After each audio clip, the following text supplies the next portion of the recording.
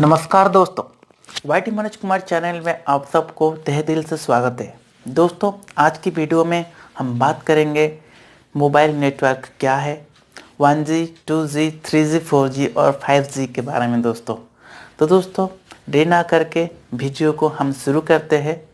शुरू करने से पहले दोस्तों, यदि आप हमारी यूट्यूब चैनल में नए हैं दोस्तों, ज़रूर हमारी चैनल को सब्सक्राइब करके ऑल नोटिफिकेशन को ओके कीजिएगा, ताकि आगे जो हम वीडियो अपलोड करें, जो भी शेयर करें, वो आपके पास नोटिफिकेशन मिलता रहे। ठीक है दोस्तों। तो फर्स्ट पॉइंट से मैं बात करना चाहूँगा दोस्तों 1G के बारे में, और साथ ही साथ हम बात करना चाहेंगे पहले जो फ़ोन्स आ रहा था उसके बारे में हम बात करना चाहेंगे।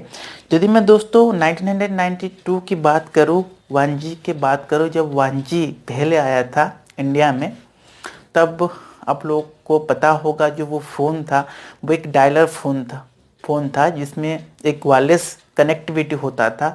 और आप यहाँ पे इमेज में भी देख सकते हैं कि वो फ़ोन कैसा था। आप फ़ोन का बिल जो है पे करते थे एवरी मंथ, माने जैसे अभी आप पोस्टपेड मोबाइल यूज़ कर रहे हैं, उसी तरह आप दोस्तों उस फ़ोन को आप यूज़ करते थे, जिसको आप लैंड फ़ोन बताते थे। बेसिकली वो 1G के तरह ही काम करता था 1992 में। ठीक है। तो दोस्तों, उसमें जब हम कॉल करते थे दोस्तों, पहले वो कॉल जब हम किसी को डायल करते थे वो कैसे वर्क करता है दोस्तों। फर्स्ट हम ये जानेंगे कि 1G के टाइम पे, यानी कि 1992 में जो फ़ोन था वो कैसे वर्क कर रहा था। जब दोस्तों आप किसी को कॉल कनेक्ट कर रहे थे, तो कॉल जब आपका कनेक्ट होता था, वो पहले आपको पता होगा कि हर एक एरिया में, एक डिस्ट्रिक्ट में, एक एरिया में एक्सचेंज बोर्ड होता था और एक्सचेंज ऑफिस होता था डिस्ट्रिक्ट वाइज होता था। मैं 1G का बात कर रहा हूँ। जब आप किसी को कॉल करते दोस्तों, वो वायरलेस के द्वारा, आपको पता होगा क्योंकि लैंडलाइन जब था, क्योंकि उस समय जो कॉल कनेक्ट होता था एक एक्सचेंज बोर्ड होता था, और साथ ही साथ ज़मीन का नीचे जो वायर जाता था उसके द्वारा ही कॉल आपका कनेक्ट हो पाता था। कॉल आप जब सपोज आप दिल्ली में है, आप मुंबई कॉल कर रहे हैं, या आप आउट ऑफ स्टेट है, सपोज आप बिहार में है, तो आप यहाँ पे कॉल कर रहे हैं, मध्य प्रदेश को कॉल कर रहे हैं, तो उस हिसाब से वो कॉल कनेक्ट होता था। और वो बहुत लेंदी प्रोसेस था, कॉल कनेक्ट होने में बहुत टाइम लगता था वहाँ पे। तो इसमें एक्सचेंज बोर्ड होता था और एक्सचेंज ऑफिस होता था, जहाँ पे आपके सारे डिटेल्स जो है अपडेट होता था। और जब आप कॉल करते थे, कॉल उसी माध्यम से कनेक्ट होता था और आप जो है वार्तालाप कर पाते थे। तो 1G के टाइम पे दोस्तों जो स्पीड भी मिलता था वो हमें 2.4 kbps के हिसाब से दोस्तों स्पीड मिलता था, जिसमें आप ओनली फॉर बात कर पाते थे। और इमेज में आप देख सकते हैं स्क्रीन पे, वो फ़ोन इधर आपका लैंडलाइन होता था और सेकेंड एक छोटा सा वायरलेस फ़ोन टाइप का होता, जिसमें एक एंटीना लगा रहता था। ठीक है। अभी हम बात करेंगे 2G के बारे में। सॉरी, यहाँ पे थोड़ा सा मिस्टेक है, सॉरी इसके लिए। 1G जो आया है दोस्तों, ये 1982, और 2G की मैं बात करूँ 1992 में आया, जिसमें स्पीड रहता था 64 kbps का। यदि मैं 2G का स्पीड बात करूँ, तो आप देख सकते हैं दोस्तों मोबाइल जनरेशन का ये जो स्क्रीन पे कि 1G, 2G, 3G, 4G और 5G ये किस किस पोजीशन पे और किस किस पोजीशन पे ये वर्क करता है, और अभी डे बाय डे जो है हमारी कंट्रीज को डेवलप कर रहे हैं। फिलहाल दोस्तों हम अब 4G यूज़ कर रहे हैं इन 21st सेंचुरी, बट अलग कंट्री की मैं बात करूँ तो उन लोगों ने अभी 5G यूज़ कर रहे हैं, बट अभी इंडिया में 5G लॉन्च हुआ नहीं है, बिकॉज अभी ये ट्रायल बेसिस में, ट्रायल वर्जन में चल रहा है दोस्तों। अभी मैं बात करूँगा दोस्तों जो 2G था, और 2G कैसे वर्क करता है दोस्तों। 2G का फ़ोन आप दोस्तों स्क्रीन पे देख सकते हैं। 2G का ये जो फ़ोन है, जैसे मैंने स्पीड बताया 64 kbps में, इसमें दोस्तों आप कॉल कर सकते हैं। कॉल के साथ साथ इसमें आप मैसेज भी कर सकते हैं। जैसे आप नोकिया के पहले ब्लैक एंड वाइट मोबाइल आता था, उसमें कॉल और मैसेजेस आप दोनों कर सकते थे, वो होता है 2G फ़ोन। और 2G फ़ोन दोस्तों कैसे वर्क करता है उसके बारे में मैं आपको इस वीडियो में बताऊँगा। 2G फ़ोन दोस्तों इसे बात करता है कि इसमें थोड़ा सा इम्प्रूवमेंट हुआ वायरलेस के, जैसे पहले 1G था, अभी 2G कैसे थोड़ा सा इम्प्रूव हुआ। 2G जब आया दोस्तों, तभी जो टेलीकॉम सेक्टर में जितने भी सारे कंपनी थे, उन्होंने अपना अपना खुद का जो है टावर जो है उन्होंने इम्प्लीमेंट किए, सिटी वाइज किए, डिस्ट्रिक्ट वाइज किए और स्टेट वाइज किए।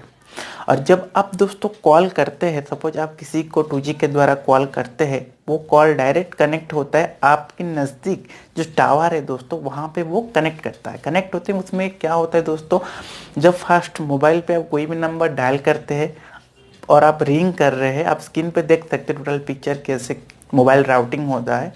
तो आपकी मोबाइल जब आप कोई भी नंबर डायल करते हैं, पहले आपका जो वायरलेस होता है वो आपकी नियर बाय जो टावर है उसके पास ही पहले वायरलेस के जरिए जो इनविजिबल रेडियो लिंक होता है दोस्तों, उस रेडियो लिंक पहले आपकी नियरेस्ट टावर को जाता है। उस नियरेस्ट टावर जाने के बाद दोस्तों मोबाइल स्विचिंग सेंटर होता है। पहले जैसे दोस्तों मोबाइल एक्सचेंज ऑफिस था और एक्सचेंज बोर्ड रहता था, अभी 2G के सेक्टर में दोस्तों 3G 4G में मोबाइल स्विचिंग सेंटर आ गया है। मोबाइल स्विचिंग सेंटर दोस्तों क्या होता है, यदि आप बिहार से कॉल कर रहे हो, आप दिल्ली को कॉल कर रहे हो, तो दिल्ली में हर एक डिस्ट्रिक्ट में एक MSC होता है जिसका मोबाइल स्विचिंग सेंटर बताते हैं दोस्तों। कॉल करने के बाद आपका कॉल जब कनेक्ट होता है, वो कनेक्ट होता है आपके नियरेस्ट टावर में।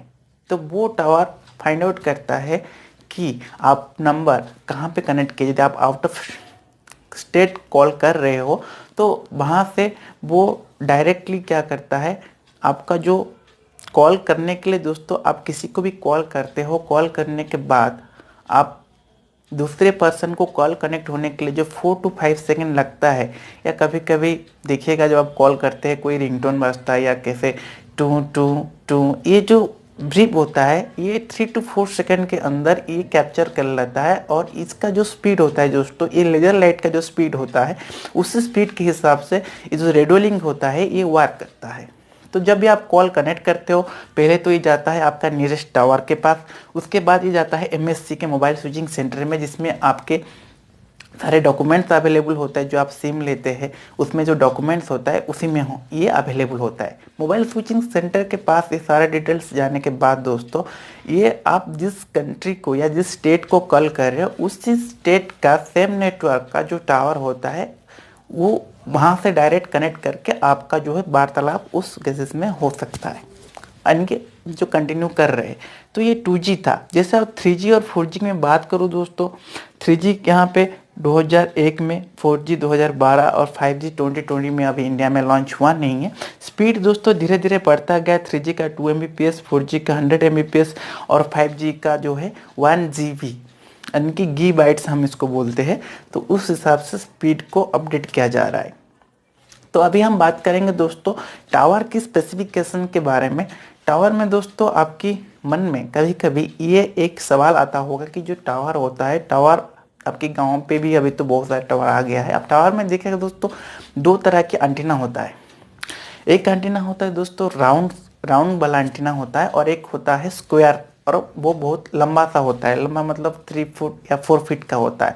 तो मेन एंटीना जो होता है, ये 4 फीट का जो एंटीना होता है वही होता है टावर का मेन। वो क्या काम करता है, जिसको हम GSM एंटीना बताते हैं, और ये काम करता है कॉल सेंड और रिसीव करने का जो मेन भूमिका होता है, ये उसका काम वो होता है। यानी कि जो GSM एंटीना होता है मोबाइल टावर में, वो कॉल सेंड और कॉल रिसीव करने में उसका जो भूमिका है वो निभाता है। जैसे कि आप किसी को कॉल कर रहे हो डायरेक्टली, जो मैंने प्रोसीजर अभी बताया, तो उसका काम ये है कॉल सेंड और रिसीव करने का GSM एंटीना। और सेकंड दोस्तों, उसका नीचे एक राउंड सा एंटीना लगा रहता है, जो डिश टीवी का एंटीना आप जैसे देखे होंगे उसी तरह के राउंड का एंटीना होता है वाइट कलर का। तो उसको हम उस एंटीना को हम माइक्रोवेव एंटीना बताते हैं। तो ये इसका काम होता है टावर टू टावर बात करने का। कैसे टावर टू टावर बात होता है, सपोज दोस्तों आप कॉल कर रहे हो, इंडिया से कॉल कर रहे हो सिंगापुर, तो यहाँ पे आप मन में एक सवाल आता होगा कि डायरेक्टली सिंगापुर कैसे आप बात कर सकते हो।